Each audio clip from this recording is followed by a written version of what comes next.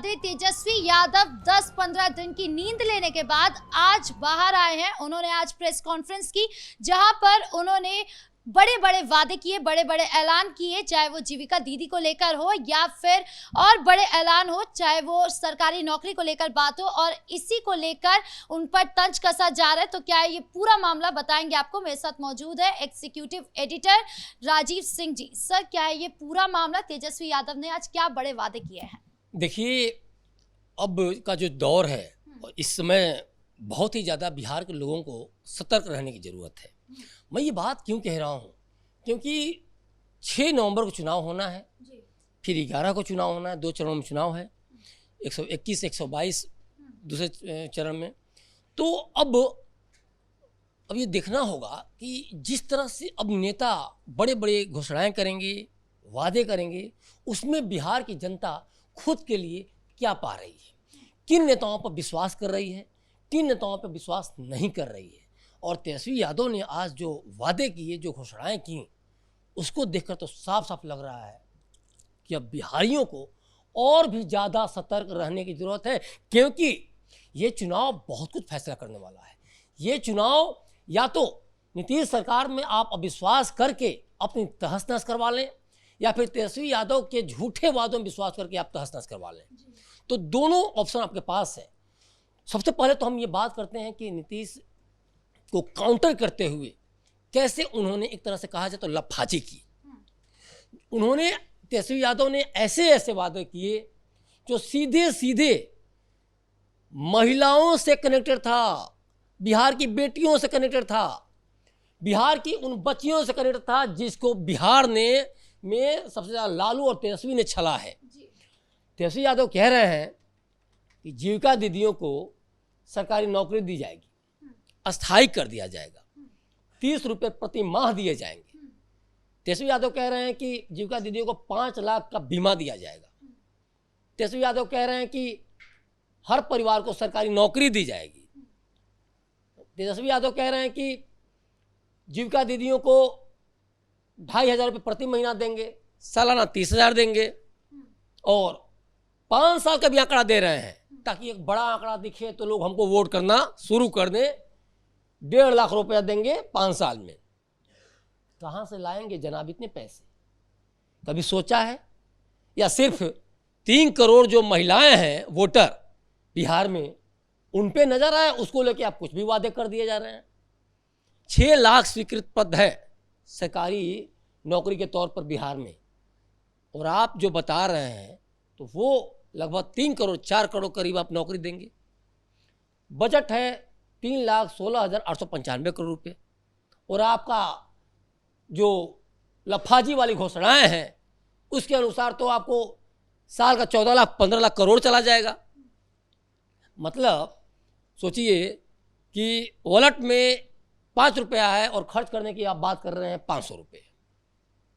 तो इसीलिए मैं कह रहा हूं कि बिहार के लोगों को अब कान खड़े कर लेना चाहिए कि भाई, आप अपने राज्य को मजबूत करने के लिए वोट देंगे, या फिर गुमराह करने वाले वादों से फंसकर अपने राज्य को चौपट कर देंगे। तेजस्वी यादव क्या कर रहे हैं? लगातार हम देख रहे हैं कि सीट बंटवारे पर कोई सहमति नहीं है, लेकिन प्रेस कॉन्फ्रेंस चल रही है। सीएम फेस को लेकर सहमति नहीं है, लेकिन प्रेस कॉन्फ्रेंस चल रही है। सीट बंटवारे को लेकर यह बताया जा रहा है कि प्रत्याशी 243 सीटों पर होने चाहिए, लेकिन यहाँ पर 258 और 257 कितने बैठ गए हैं। मतलब ये लगातार क्या चल रहा है? देखिए, बड़ी बात क्या है ना कि तेजस्वी यादव को तो पता है कि वो हार रहे हैं। राहुल ही उनके साथ में नहीं है। पप्पू यादव कह रहे हैं कि हम राहुल के चेहरे पर चुनाव लड़ेंगे, और इसीलिए देखिए अब ये बात धीरे धीरे निकल के आ रही है। जब यात्रा दोनों लोग कर रहे थे, उसके बाद फिर तेजस्वी यादव भी यात्रा निकाले, कहीं भी कभी भी कोई नहीं जाके बोला कि तेजस्वी यादव सीएम फेस होंगे महागठबंधन के। लास्टली सारण में जाकर वो पहली बार वो चिल्लाए कि अरे मुझे सीएम बना दो, मैं ही सीएम फेस हूँ महागठबंधन का। फिर जाकर वो पटना में चिल्ला रहे हैं, और उसके बाद लगातार चिल्ला रहे हैं तेजस्वी सरकार, तेजस्वी सरकार। तो पहले तो ये बताएं कि जो अभी बड़ी बड़ी घोषणाएं किए हैं, और अभी आपके नेता कह रहे हैं कि महागठबंधन एकजुट है, तो क्या आपकी घोषणा करते समय कोई पार्टी का, दूसरी पार्टी का नेता, भी कांग्रेस का कोई नेता था क्या वहाँ? वीआईपी का कोई नेता था क्या वहाँ? लेफ्ट का कोई नेता था क्या वहाँ? और आपने जब भी इसके पहले भी आपने जो बड़ी बड़ी घोषणाएं की थी परिवार को लेकर कि हर परिवार में एक नौकरी देंगे, उस समय भी कांग्रेस का कोई नेता था क्या? और क्या आपको ये लग रहा है कि आप अकेले अपने दम पे सरकार बना लेंगे? तो फिर 143 सीटों पे क्यों लड़ रहे हैं? देखिए, पूरा महागठबंधन एक तरह से कहा जाए तो मदारी का बंदर बन गया है। सोचिए कि 243 सीट हैं और लड़ रहे हैं 258 पर, मतलब 15 सीटें ऐसी हैं जहां कांग्रेस और राजद, वीआईपी और कांग्रेस, लेफ्ट और राजद आमने सामने लड़ रहे हैं। और इसको क्या बता रहे हैं ये लोग? हम एकजुट हैं, फ्रेंडली फाइट कर रहे हैं। फ्रेंडली फाइट में हार जीत नहीं होती है क्या? ये होता क्या है फ्रेंडली फाइट? ये नया वर्ड, जैसे ये सगुफे छोड़ रहे हैं, जैसे ये जुमलेबाजी कर रहे हैं तेजस्वी यादव, जो जीविका दीदियों को लेके हो या फिर कि, तो ये भी वैसे ही है। ये जो फ्रेंडली फाइट का सगुफा है, ताकि ये लगे कि भाई अब तो अलग हो ही गए हैं, कोई साथ में है नहीं, तो इसको फ्रेंड, दोस्त के नाम से दोस्ताना लड़ाई लड़ रहे हैं। हम इस तरह से इसको जोड़ दें। लेकिन ये इनके पास, मैं अभी भी कह रहा हूं कि अगर विजन होता, कोई रोड मैप होता, ये तो अभी 2 सप्ताह बाद निकले घर से। राहुल गांधी का भी पता नहीं है, अशोक गहलोत तेजस्वी से मिलने वाले, इस तरह से हो रहा है। राहुल गांधी नहीं बात कर रहे हैं, इस लायक समझ नहीं रहे हो सकता है। अशोक गहलोत को भेज रहे हैं, इसके पहले भी अशोक गहलोत, भूपेश बघेल और इन नेताओं को भेजे थे राहुल गांधी। लालू यादव, तेजस्वी यादव दिल्ली जा रहे हैं तो उनसे वहाँ मुलाकात कर नहीं पा रहे, भगा दे रहे हैं राहुल गांधी। तो तेजस्वी यादव को लग रहा है कि भाई अब तो अकेला पड़ गया हूँ, कुछ होने वाला नहीं है। महाबंटाधार होने से अच्छा है कि बंटाधार ही हो जाए, तब हारना तो है ही, तो बंटाधार से ही सही कुछ सीटें आ जाए ताकि हमारी इज्जत रह जाए।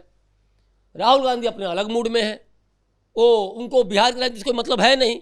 वो चंडीगढ़ घूमे, शिमला घूमे, दक्षिण अमेरिका गए, लेकिन बिहार नहीं आए। तो ये साफ साफ पता चल रहा है कि बिहार के प्रति राहुल गांधी कितना सीरियस हैं और तेजस्वी यादव भी कितना सीरियस हैं। ये भी इनको लग रहा है कि बड़े बड़े वादे किस तरह से करके। और एक बात ध्यान देने लायक है, देखिए तेजस्वी यादव को पता है कि महिलाओं के लिए नीतीश कुमार ने कितना काम किया है। तेजस्वी यादव को ये भी नहीं पता होगा कि जीविका दीदियाँ भी 2 तरह की हैं बिहार में।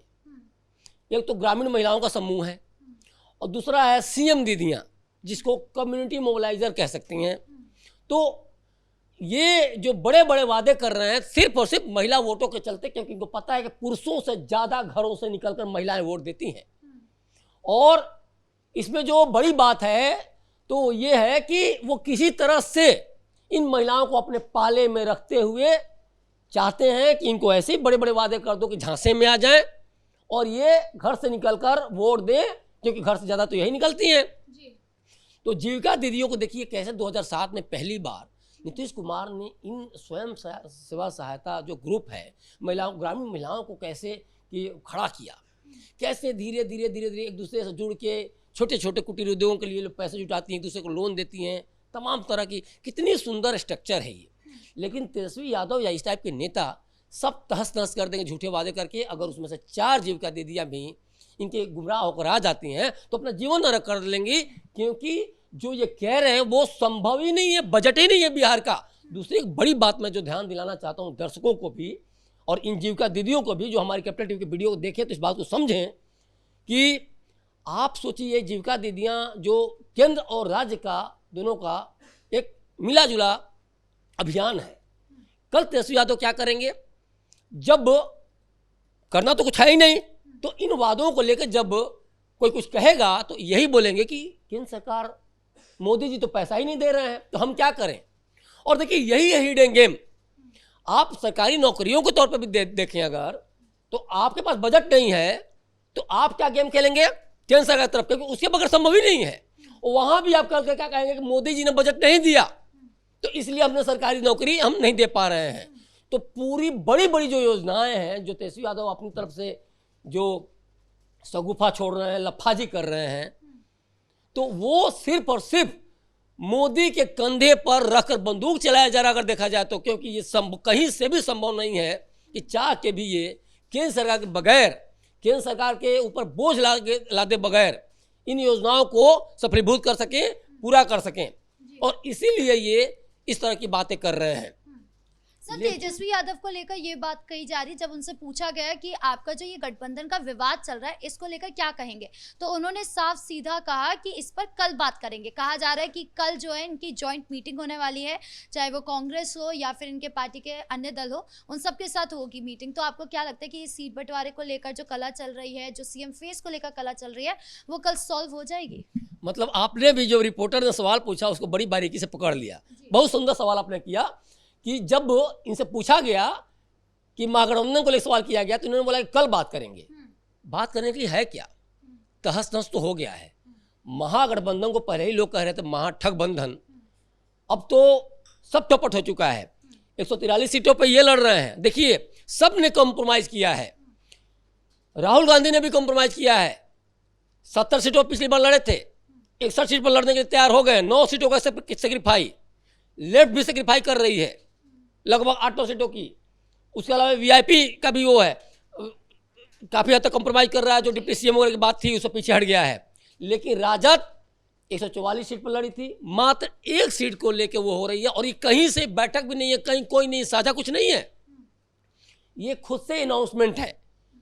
और ये देखिए, और इस सबसे बड़ी बात है कि सब कुछ करते चलो ठीक था, लेकिन आपस में अभी भी 15 सीटों पर ये आपस में ही लड़ रहे हैं।